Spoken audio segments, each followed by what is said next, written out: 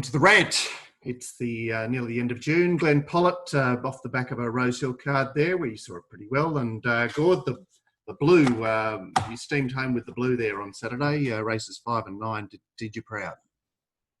Yeah, and you know, finding the right fresh blue horses is still a very profitable scenario for me. But well done, they're good. Particularly with the upgrading of the track, I think. And actually, your assumption about what the track, how the track would play, Mark. Yeah, well, of course, because it wasn't upgraded until after Heron won. Yeah. But I think I told the chat room early on in the day that the track was no worse than a 6. And that was actually key to the day, Glenn, because if you notice, freshness was actually key on Saturday. We started out with Steel Diamond, it had 28 days off. Rothenberg, it had 24 days off. Sweet Thomas was basically second up. You go to Heron race 5 is first up. Frankly Awesome's only second up. Forget Trumbull and the Plotters in race 8, and then you had another first upper in the last. So I think that the track condition was sort of a soft that was towards dead almost, which suits those horses that have got a bit of a spring in their step. The other thing to look at, of course, is that we've come off a Randwick meeting where there's hardly a race on the program where they've come home faster than 5 lengths below. So they've just plugged home in every race at Randwick. At Rose Hill, most of the races were run evenly, and off paces were in the ascendancy. There's only one horse on the entire card that's raced 1 or 2 in the run that's finished front third. There's only one horse on the entire card that's raced 1, 2, that's run a place, and that's Embracer, a battling third. It was a definite off-paces day. And, and the track condition is key to that. It doesn't happen on heavy tracks. Heavy tracks are leaders tracks, whereas slow, and once you're talking genuine slow towards dead, it's a definite opportunity for those horses that have got a little bit of a sprint, you know, the sitting sprinters. And I think, Gord, that is key to those resumers, because you want them to be able to pick up. It's massive. It's far more effective at Rose Hill than it is at Randwick, even with the same track conditions, for some reason. The weird thing is, Rose Hill, for example, I think people have got it stamped in their minds that it's that being aggressively on pace is always the way to play it at Rose Hill. You notice a lot of the mainstream commentators and form tipsters or whatever suggesting that's the play it, particularly over the 1100 metres, and I think they're wrong. Well, they're talking about fast tracks and very heavy tracks, and obviously there are a lot of tracks in between. I don't think they're aware of that, Mark. I think they're just generalising. Perhaps. The other thing to note about the program was just how clued in the betting was. I mean, you know, 120% markets that I gave out on Friday, and they've all been adjusted for scratchings. Steel Diamond was $17. It started at 11. Rothenberg was 7.5. It started at 7. Sweet Thomas was 10. It started at 11. Full Mina was 5. It started at 440. Roheron was 475 or 480. It was started 310. Frankly Awesome was 26. Started at 11. Trumbull 6 remained 6. Orsian $9. Started 480, and the only horse that was actually significantly longer than its the Friday price was Cordia, which is 290. Once you adjusted for the scratching of switched, started 350. And that was just map orientated there. Okay, so let's talk about the map, because I noticed Jay Collett said I think it was Jay Collett said in the stewards report he thought the inside was off. I don't think you could say the inside was off. I thought it was an advantage. Yeah. And certainly coming into the last, I thought, well, you know, Glenn tipped an interesting horse in Kylese, which, as I said, couldn't do that much because of the fact that the leaders had been. It was a fantastic find. Well, look what it's been doing lately. It's been doing nothing, and he found that from the yard. And as far as the way the race was run and the pattern of the day, it massively overperformed. So that's a massive tick for the mounting yard mail, being able to find a horse that overperforms, but. 3 in front of the 200 and 8th. It traded very short in the run as well. Glenn, we kicked off with race 1, and there was a lot of discussion about Steel Diamond, particularly from your point of view on Friday, which I think is noteworthy. Let me just get rid of that. And we'll go to the stewards footage, which we're about to play. If I can just share that screen. Let's go. Yeah, what I thought was interesting there was, you know, what Glenn mentioned there about the fact that Steel Diamond and Fashionelle were linked to each other, and Steel Diamond's setup was far superior to Fashionelle's. So, oh, well, that was just like there for everyone to see. But not only was it had the run since, it had the kill. And I didn't trust Frosty as much as everybody else did, or certainly the market. There were lots of competing opinions about Frosty, and I think especially, Gord, because being bullish about it on Saturday, other people were quick to point out that we were bagging it on a Wednesday card, which was back in the 1100 at the Kensington 2 starts back. So I guess they're pointing out that it's not like we've had a great opinion of this horse all the way. I don't have a great opinion, but the figures that ran at Warwick Farm, and when I thought it was actually going to lead, I didn't think that. Vienna Rain would do that. Yeah, I didn't think Vienna Rain would be that aggressive. Well, what about the plunge on Vienna Rain? It was just it's sustained backing for a horse that was up the inside at Canterbury and then had failed at Kembla. I gave it absolutely none, and had a reasonably long conversation with Irish Dr. Nick before the race, because he backed it in the early markets. And I said, back a firmer, can't he? Well, this is why it's still pretty good information. So my comment to him was, Glenn, is you're definitely going to back a firmer. The problem is the horse has got no chance. Anyway, he did definitely blunt the supposed advantage of Frosty Rocks by kicking up through there and leading. Now, Nash is obviously in his favoured position there. Once he couldn't lead, it's like, I'll just stalk here. Yeah, look at the head carriage of it, but it's not comfortable there at all. It's a control. No, because, of course, it had controlled completely. So it's all very well saying, it's, okay, plan B, but plan B wasn't really suitable for it at all. And Jason Collett, of course, on Steel Diamond is back there in the red cap with the yellow and red. He's just sandwiched up there in the middle. Fashionelle is in the yellow cap with the white sleeves there behind Frosty Rocks. Yeah, so, it was disappointing. Well, it doesn't have any city creds. So, I mean, its last 2 runs are at Kembla. I know Steel Diamond's last 2 runs are at Kembla, but at least she had some city runs. Yeah, but you didn't know with Fashionelle because it was so lightly raced. No, of course you didn't know. Of course you didn't know. We're making sense of it afterwards. So after this race, Glenn, there was a lot of talk about down the outside. Yeah, down the middle. And why wouldn't there be? It's just that Vienna Rain is a roadblock there. It's certainly killed off Trajection on the inside there. Who I thought went really well. I totally agree with you guys in Trajection, and that's why after this race I was still thinking the inside might be all right.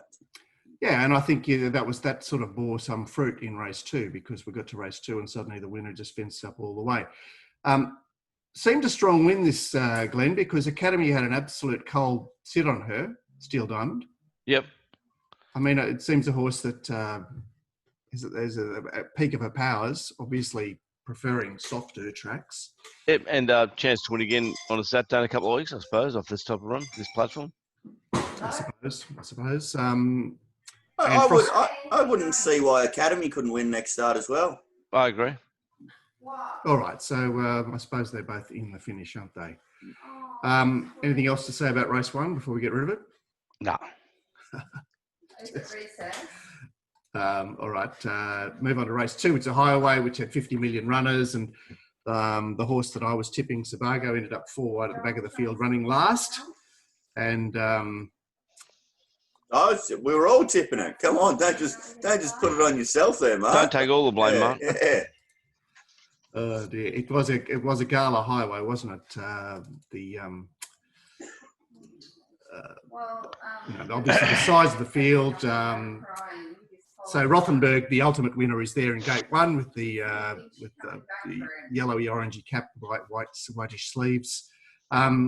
T. Clark found his favoured position on Stone Cold Flex. He led clearly in the run, and Acquittal Gord was caught 3 wide again, which I suppose was reasonably expected. Yeah, just Did you check out its SP, good? Yeah. $10, of course. Well, I mean, when I mentioned it on the show, I think it was $26. Yeah, or but when it was something like 26, it starts 10s, and when it's 650, it starts 10. Yeah. Maddest horse I've ever seen. All right, so Rothenberg, I think we mentioned on Friday that it had the kitchen sink thrown at it, which was third up, blinkers back on. It had the Southeast Queensland form. It had J-Mac, and that was all fine. Obviously, it looked a bit of a nonny, and I guess didn't start that short, did it at $7. But the Canberra horse, Dream Runner, it just got buried. It's sort of way back in between horses there. I just forget what is that with the blue sleeves or in the red cap maybe. Isn't it this one? Is it the? It's right. Oh, sorry, you can't see. People can't see me pointing at it. It's Red way and back yellow? there, Mark. It's way back with the red cap and the blue sleeves. Yeah, that's the horse. That's Yes. Yeah, so it just it lost sight of the bunny, as did a number of horses in the race. That I know that Emma Natural Willa went to the stewards and said, "Well, I couldn't make up ground in a moderately run race, but I still got beaten 13 lengths." And Wichita Warrior Atkins said the same thing. What is the answer here? What is the clue to this race? Is there any clue, or is it just a highway that we have to let through the keeper yet again? Just a highway you let through the keeper, Mark. I will say one thing about Cody's horse, Ronan's Rock. I don't know what it is with these Cody's runners. Every time they come to town, they race without luck. I thought it got smashed up a bit in the run. So can you find it for us in the run there, Glenn? It's in the middle, red and black, 5th. Oh yeah, Getting pushed there. That's right. So it's searching for a run and not getting it. Meanwhile, Never in a comfortable spot, Cody's horse. I don't know why he runs so bad in these Saturday races. maybe they just don't travel, Glenn. Maybe. Although doesn't he bring them down the night before? Yes, usually. Look, I'll tell you there's something you can take out of this, and that is who gives a shit what dun horses do in their first or their second start up in the incredibly weak races, northern New South Wales or southern Queensland, when they come to town and he shows some intent. So there's two things you're looking for as far as intent is concerned, and that's the booking of a senior rider and maybe a gear change like blinkers. This is what Rothenberg had. And another thing, I think maybe we should start giving him a bit more of a tick again because he's got his own stables in Sydney. That's got to be an advantage. I agree with you, Gord. I think the other thing is ignore the duns with the Northern New South Wales form. They've got to be prepped in Southeast Queensland. So how are you allowed to run in Kosciuszko's and you got stables in Sydney? Well, I'm not sure how he gets around running in highways, to be honest. You know? It does seem a cheat, doesn't it? Yeah, it does. And what an advantage on the other country trainers. There was a horse last week that was 100s in a favourite in Melbourne, but because it's been stabled somewhere overnight and it was proper stable, the steward scratched it. Yeah. So isn't this the same thing? I mean, I know they're his stables, but shouldn't they be his stables for his city class horses? I tell you what, like, what happens if that horse came down a week and a half before the highway and was doing track work on the Metropolitan track, et cetera, et cetera? Well, I think it's 14 days, good, so they're probably allowed to do it. That's but how that does seem a stupid rule. Well, there's lots of, there's so many rules attached to highways. Canberra horses have to be emergencies and all sorts of things. And Jenny Graham got pinched for having one of her good horses stabled in Brisbane for 2 weeks during the period that it needed to be in New South Wales to qualify for the country championships. It is it's been a bit of a dog's breakfast. And look, another thing I'll say about Dunn there too is that, there's some very good country trainers, but it's quite clear that Dunn is metropolitan standard trainer, and would be a good metropolitan trainer as well. So. That's a fair comment. Maybe just go back to backing all his highway horses again. With that right setup, Glenn.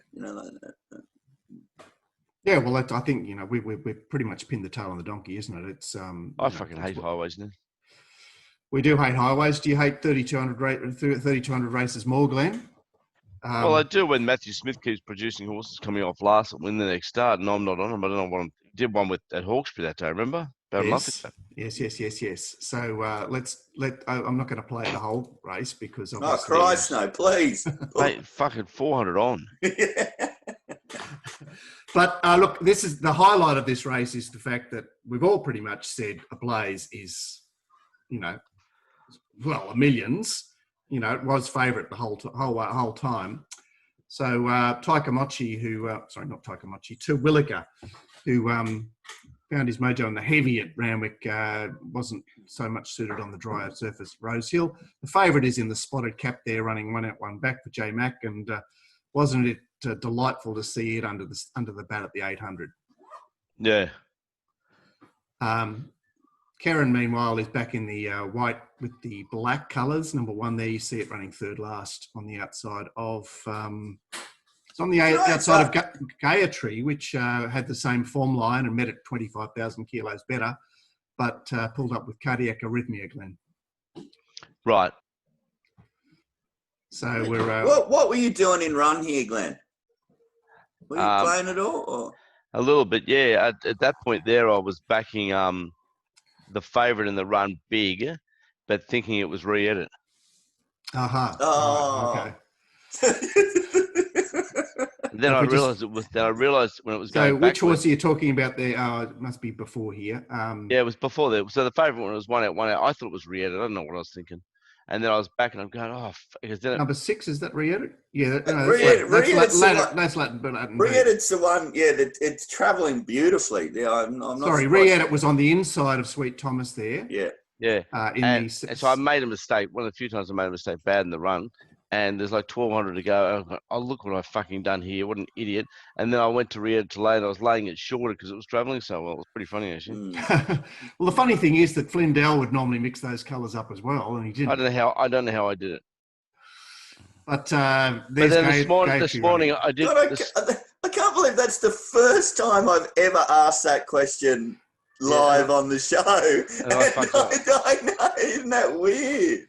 Oh, he would have owned up to it anyway. Old age is good. This morning I put the toaster in the refrigerator. You wanted to cool your toast down? No, I just put the toaster away. Put it in the fridge. All right, so there's a new pearl coming out of this 3,200 metre form for 3,200. Certainly not 5,500 metre form for 3,200. Well, I think I said on Friday you just got to treat it like a pen job. Like, there's nothing because you can't price it. How can you back a horse you can't price? I said to you, what are you, 7-2 or 50s? Like, well, I didn't know.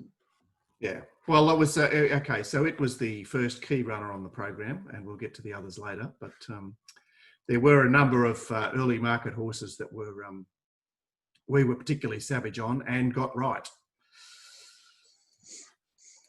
So that love suits a hateful horse. Well, but once they get over the distance, Glenn, they just become hateful. There's no point in hating them. They're just going to go around and one of them's going to win occasionally. That's why Gord gets $33 most of the time. Yeah, you're right. Race 4 now. Gord, you weren't enamoured of these 3-year-olds, Zing and Fulmina, but the market loved them, and they screwed Fulmina right down. They didn't want to know word for word. They unlike me, who had it down as a hateful nonny horse that just happened to break through and all of a sudden I'm in love with it. That's, the market said, no way, don't be crazy. We've squeezed our win out of it. And, she didn't really get conditions to suit anyway. But well, this is one where you can, like my narrative when horses are so linked and I reckon they're not proven in proper races yet is to try and be against that big percentage chunk of the market. By the way, was told by, I wasn't surprised about the money for it because you're looking at sticky track, no weight on your back. 3-year-old out of a 3-year-old race. Yeah. I think that's, they love that certainly at this time of year. So a very sort of patient, seemed like a good ride, Glenn and Rachel King. A terrific ride, Mark. Terrific ride. So we've got Maui Girl and Taparia's trying to get across Hannah from Havana at this stage. As you can see, they're straight onto a bend after jumping. And now they're turning into the back straight. And the winner is mid-back in between horses there. I think that's the orange with the blue and orange quartered cap. Maybe she's not that far. No, maybe she's not that far. No, maybe she's in the black. Blue and black behind the red. Just ahead of that horse, of course. Behind Chili Char. Is it Chili Char-Char? Chili Char-Char, who Chili Char-Char, Gord, for a horse that found the fence at Canterbury last start. I don't know how she's put in this run, and it makes me suspect that this form is legless. I totally agree with you, Mark. Obviously, I think this is an absolute rubbish race. I'm saying that the only one you could take out of the race is the winner, which is a general rule of ours anyway, which is forgive the winner in what you think is a weak race. Saying that the only one I could take out of the race is the winner, it's going to be really short next start because of the sectionals it did.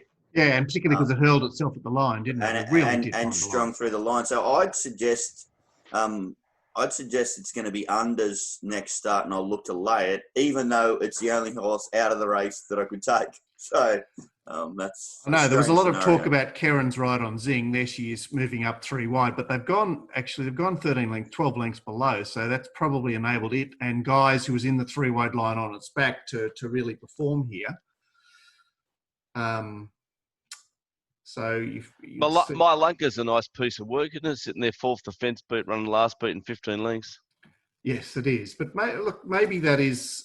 I was thinking about it after the race. When you win first up, Gord, over 1550 on a pretty wet track at Canterbury, and then you do sit wide, which is a nasty run as well at Canterbury. Maybe you are flat for good or for a while.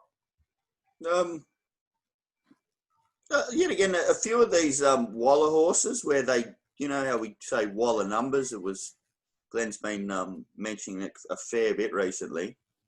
When they get their win, if they're those that have had lots of starts and, particularly if they get their win with favourites, wasn't Malunka on the fence at Canterbury? It was on the fence when it won, and then it was off the fence when it was 7-4 and getting beaten in the Barnum race. I suppose, Glenn, you say Waller off a win. So if they lose their opportunity off the win, then maybe they are dead. Maybe they're cast. Anyway, a very even team of fillies and mares. As I say, I think Chili Chacho is the box on the form, and Gord's with me. So we'll perhaps throw that in the bin and look to see what happens with Formina, the impressive winner next start. Race 5. Here's another one. Time to Rain. Glenn, you just said 0. And I said that Friday, and then I tipped it second from Mounting Almale. Gee, paraded well. Yeah, but the fact was that your form opinion was 0. I think you might have found this horse a few more times, Glenn. So I assumed even when that message came through that it didn't have as much significance because this thing is obviously a good type. Good type that just isn't a racehorse anymore. Yeah, well, the D. Flindell, it's funny because I'm watching it almost live because I'm sitting there in the bottom at Rose Hill, and I'm thinking, why is he giving Rohera none at the 300? It just seemed didn't seem necessary to me to make that call that he was going nowhere because, of course, Sandbar was about to get out and find the front, and I'm thinking, well, that's all well and good, but he's not exactly going to attack the line. Basically, my point was that the leaders were sitting there and waiting. You had Embracer leading prime candidate. So there's 2 resumers. We know with hindsight that leading on the day is no good. So Embracer gets across to the lead there. Tactics change on Mansa Musa going back. So that enabled Embracer to get relatively unchallenged in the lead. There's prime candidate forced to sit outside lead with Sandbar trailing in the box seat. And Rohera is back last on the rails, not far away from the leader there, Gordon, in the small field, really. Got a nice squeeze at the start, Rohera, there. Did you see that? Let's go back and have a look at that. As I say, I mean, you mentioned it to me already, Mark, but I wasn't as concerned as the race caller because, it was kind of the way I expected it to pan out over 1,100 metres. Just there. Oh, yeah. And another second little bump. Couple of bumps. That all doesn't help a horse. I forgot to mention, you see that happen to that Zanaya last week as well. Yeah, it's quite. It's potentially critical, isn't it?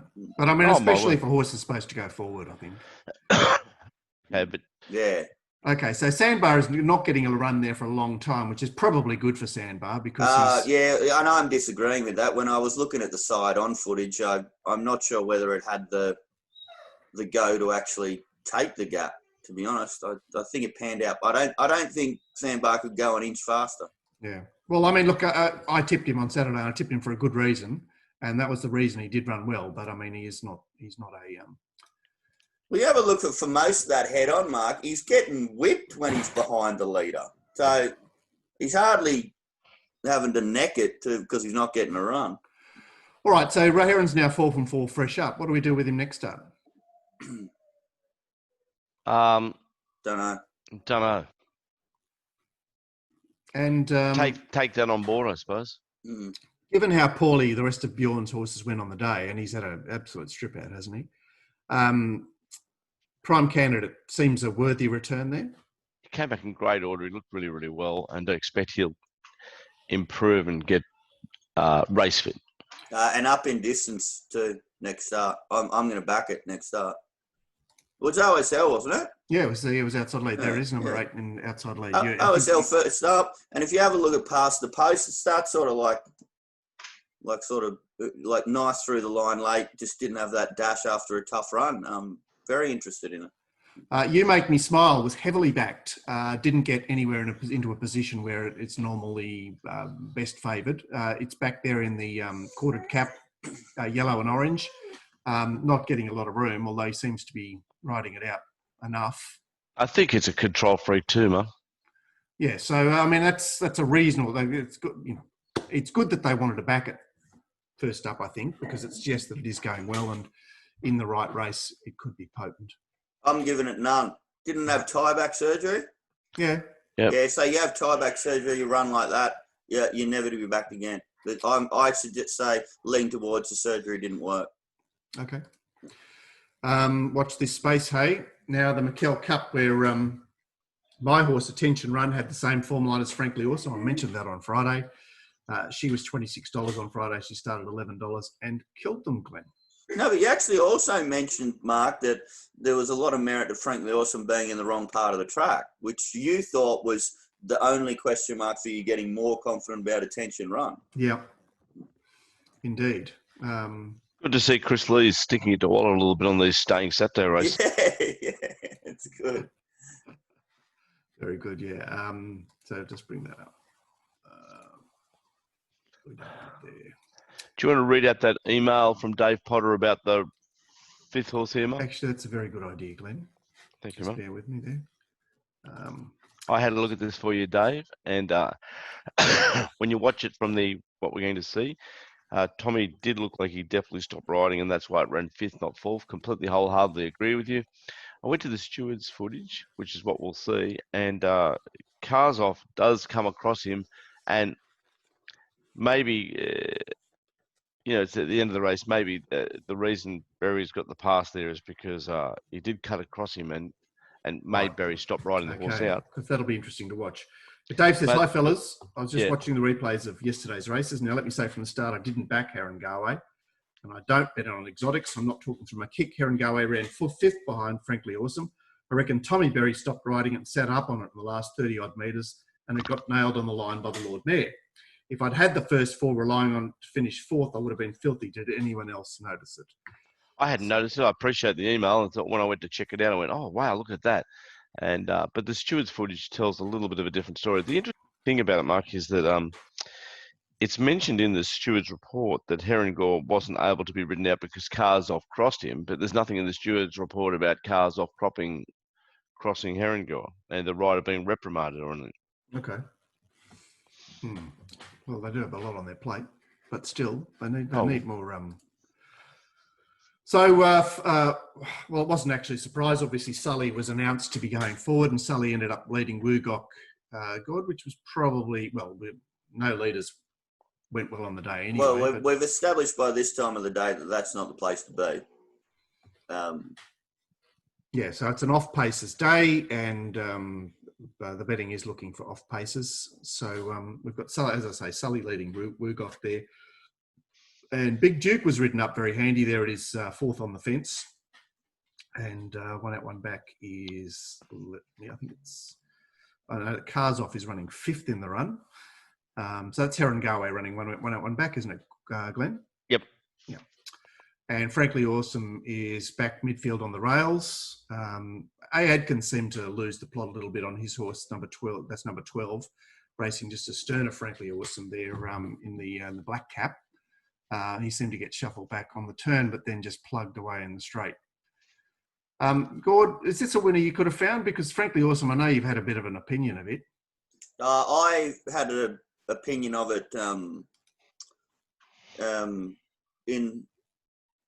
what can I say? I think because Glenn's always mentioned that he thinks it's a horse that has a lot of a talent from the yard. Yeah. And I'd seen little snippets in races to suggest, oh, you do have something. Never a bet I can find, Mark. I would never take $10 this. I'm just going to lose in this race. Well, it's $26 on Friday. Yeah, that's right. Well, fair play to early shoppers. That's Primitivo that G-Boss has pulled out 3 wide there from the 800, sort of going nowhere and doing nothing and hanging out. Very well backed in this race, Primitivo. I think it's a horse we can give life to, isn't it? Probably. Anyway, so Frankly Awesome's there. It's just looking for a run there in the yellow colours, but does show some zip. It would seem that, you'd zip up to a race in Brisbane with this, wouldn't you, Glenn, off that run? It would shit in Brisbane, Mark. I presume there must be a staying feature up there of some kind. Either Sure. that or you hang around here. Go up there and beat Waller again. It'd be fun. Right. So so I'm probably ahead of you here, Glenn, but we need that significant portion of the race where Herring Galway presents there is the outside of Woogok. Cars off to his right, and Tommy's riding it terrific there, like really, really well. He's getting stuck in. He's pumping it. And then he's probably thinking, well, I can't win now. Can I run a place? No, I probably can't run a place. I'll kind of ease up. Now, Cars Off just does that and pops him, but just enough to get him out of trouble. Yeah, so that is the reason that Berry has set up in the last 2 strides on Herring Galway. Yeah, but when you watch it, I understand what Dave's saying. When you watch it the other way, it looks like he's just given up because he can't run a place. And of course, 5th there, instead of having 4th, it becomes 5th. Like even there, you can keep pushing, can't he? Push, and then he eases up. I think he eased up maybe a stride too short, but there's no mention in the Stewards report about Cars Off crossing him and costing him 5th. Yeah, which seems an obvious mention, doesn't it? Seems an obvious mention. And would satisfy punters. Yeah. I saw what Dave saw when I watched it. As soon as I get Dave's emails, I liked it. Saturday night, I looked and went, wow, look at that. And then I saw what I saw there with the Stewards footage, which we're lucky to have. It's great to have. And it does. Yeah. But Lawmare only got it by a lip. Just right on the line. Right on. All right, well, that's enough of that race because, yet again, we're talking about 2,000-metre horses in the middle of winter. I'll tell you there's one that'll win next start. That's 60's Groove. All right, and so you say that, Gord, because he had a bit of time off into that run. Yep. Early preparation, powerful through the line. Didn't get the cleanest run, which is pretty important on in this kind of distance range. And a horse that has done some proper stuff previously. I imagine he'll ready be to win. 2,400-metre race next start. Let's get to this Warhorse Trumbull, which finally jumped and got into a great spot. Well, you're rubbing your hands together. Hey? Not really. I wasn't good. No. You had it on top, didn't you? No, he didn't have it on No, top. I didn't have it on top. I had it in his numbers. I had it in my numbers. But on the it's jumped on top, and it was 600 to go. You can lay $2.70. Do you lay it all back or do nothing good? I laid it. Yeah, I can understand that. And then, of course, it just went hippity-doo. Yes. So there it is in the Kimwell colours, the pink with the lilac sleeves there, and it's first to begin. T. Berry, he is on fire at the moment. Did that have something to do with Trumbull getting out of the gates? Well, you remember I mentioned on the show, Mark, that I thought it was going to jump. So I don't know whether I dreamed it or whether I had some rational explanation for it. But no. I was interested in the Nash to Tommy there. Because great ride. Look at that. Just straight into there. Wow. Yeah, so Home of the Brave, which was the third key runner on the program that we poo-pooed, he's in front, outrageous. I don't think I wasn't happy with him from the yard either, Home of the Brave. I know the horse pretty well. I don't think I had him in my top 4. Where did I tip this race? Yeah, I tipped Deal Make, Sambro, Trumbull, and fucking who else? Order again. Three, That order three, again five, there. 4, 8. No, Yeah. Sambro Dealmaker, order again. So you got second, third, and then Trumbull you put in fourth at 1. So you Yeah, in okay, fact- yeah. Well, I've gone to this race. You know, I saw Home of the Brave walk around past me, and I was real keen that he wasn't at his top. And I was also disappointed with Musharib, who I really liked on the Friday show. He's come out and run last. And Well, again, the betting there was key, wasn't it? Because perfect example for the male for me. You know, I can find a horse and then look at it and go, nah, not only I'm not. Well, that was absolutely sensational information for me because I thought there were 3 chances. I was Trumbull from Order again from Home of the Brave, but I was really scared of Home of the Brave. And when Glenn told me he wasn't looking any good, I was only interested in 2 horses. You ever stop winning, Gord? You're a freak. You're a machine. clarity, Glenn. Of course I lose. I know. Yeah. So, what does that mean for Home of the Brave? It can get better, or is it just Means it can get better, but you know, like I'm looking for a couple of runs into it, Mark. Well, the interesting thing is that on the day it overperformed.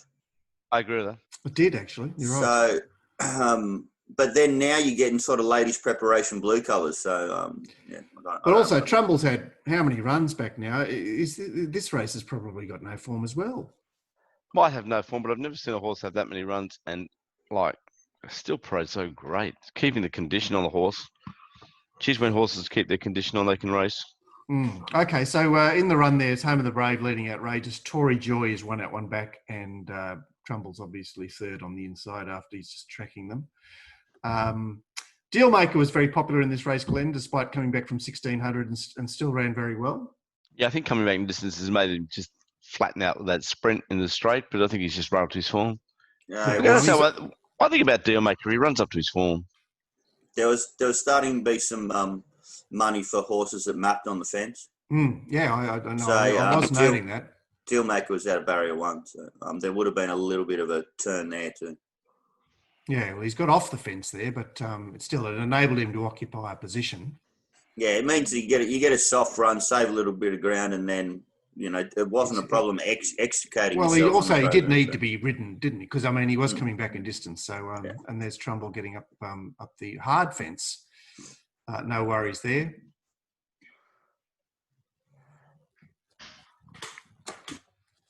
Yeah. So.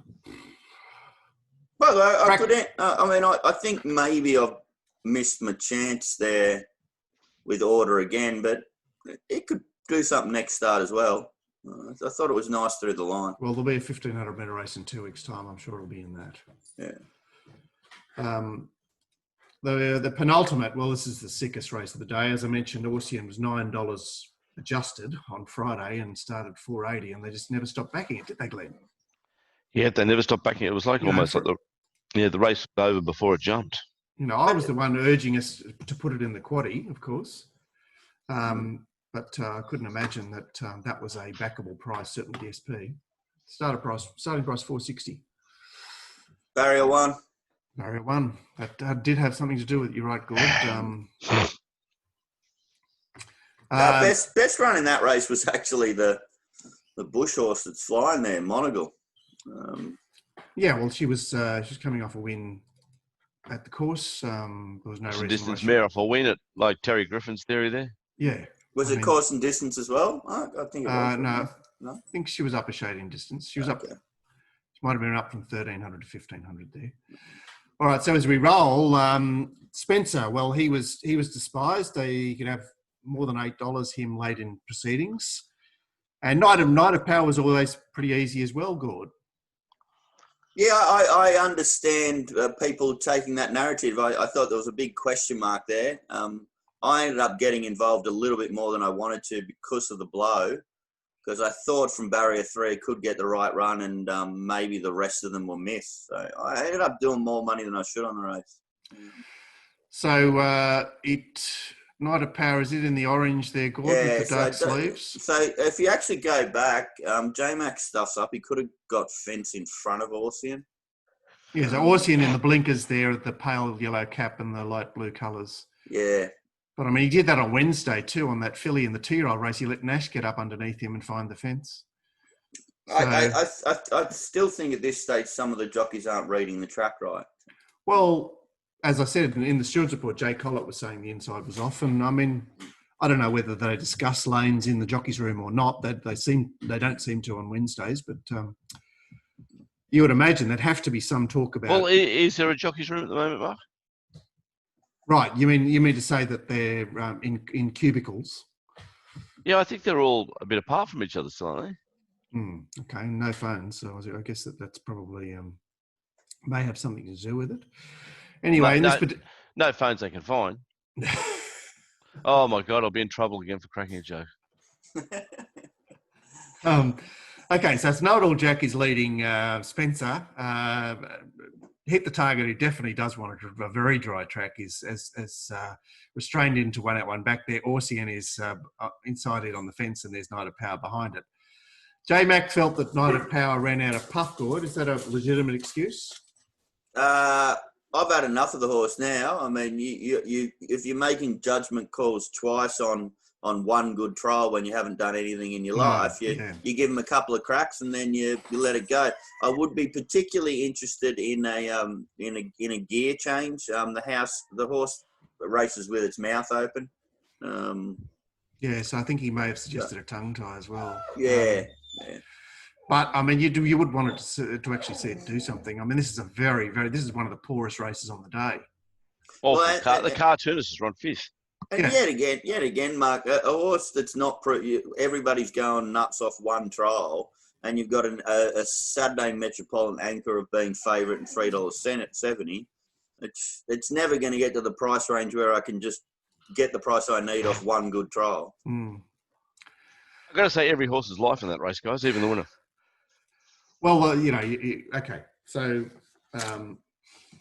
Orsien will have the last start Chris Waller win next to its name next start, but you're saying that coming off PR of all PRs, it's just confetti.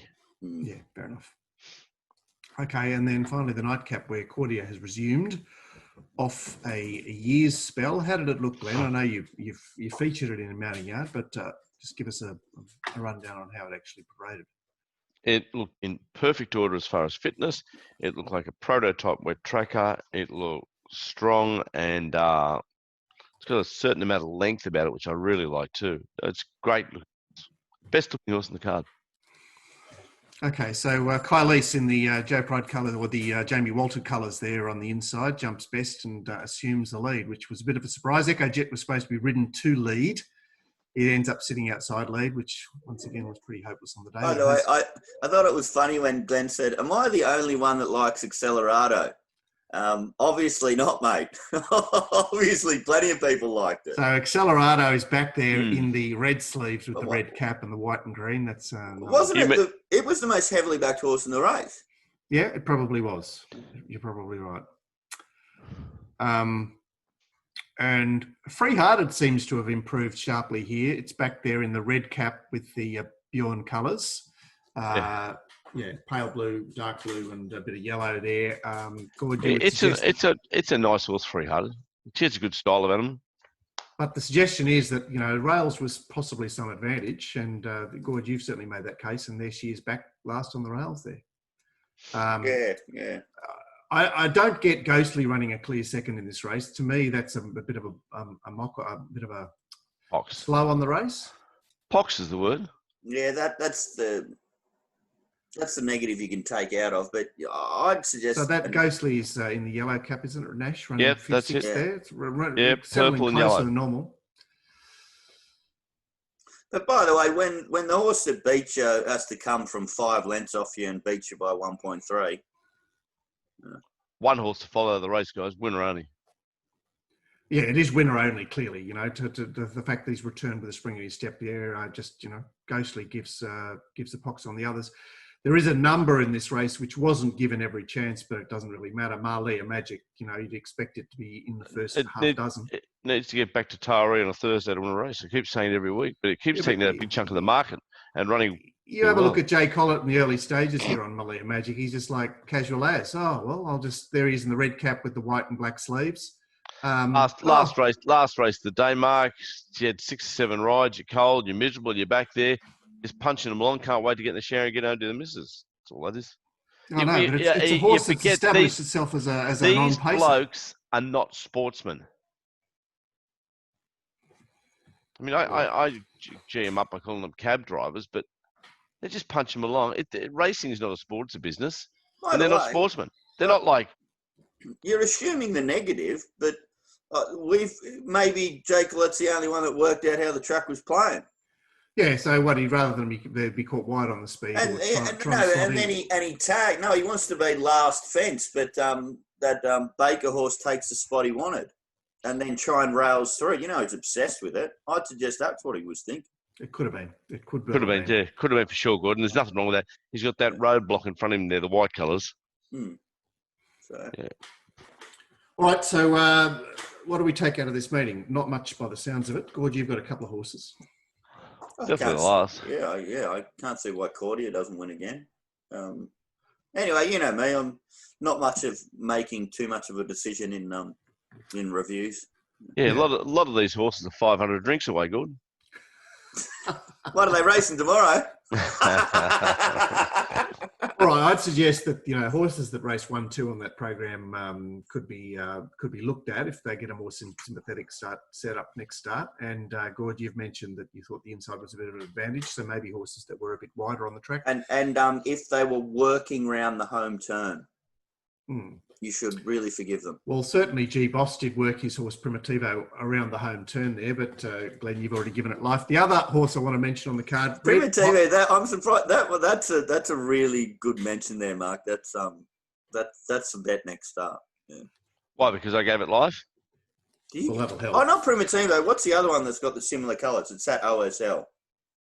Prime Candidate. That's the one. No, sorry. Yeah, Prime Candidate I'm talking about. Well, they both start with PRI. The other horse I want to mention on the card is Red Hot Chili Pins, lame 4.